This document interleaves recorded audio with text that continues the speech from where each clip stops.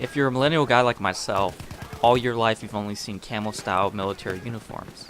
So what's up with those French uniforms? And what happened to those redcoats?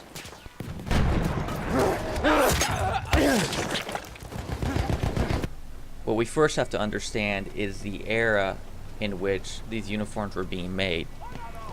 During that time, the inaccuracy of rifles, as well as the range of rifles, didn't warrant the need for camouflage uniform to be worn, as well as factoring in the prestige of representing one's allegiance to one's country. National colors were worn as a standard military uniform. At the start of World War I, the French came in representing this concept, with their traditional blue coat, red trouser uniform, worn by their infantry and cavalry class. A more practical field dress had been attempted to be introduced, but these had been opposed by conservative opinions. This noticeable uniform was commented on by one Minister of War who was quoted in saying, "This stupid blind attachment to the most visible of colors will have cruel consequences," only soon to be followed up by one of his successors by declaring, "Abolish red trousers? Never." This being a contentious idea, in order to find a middle ground, the French developed a tricolor cloth out of the three traditional colors of red, white, and blue. Consequently, being at war with Germany, the only producer of red dye needed, left France with the blue and white threads to combine.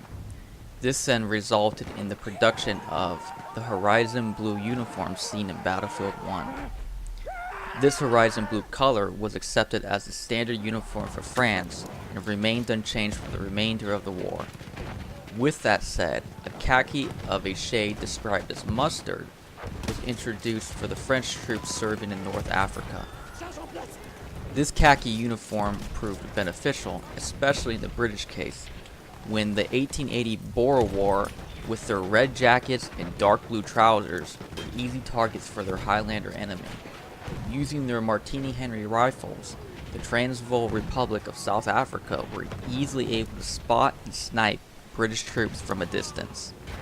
While the British had made steps decades earlier to introduce a style of uniform, by the end of the Second Boer War in 1903, 11 years prior before World War I, the khaki-style uniform was the official standard infantry and military uniform.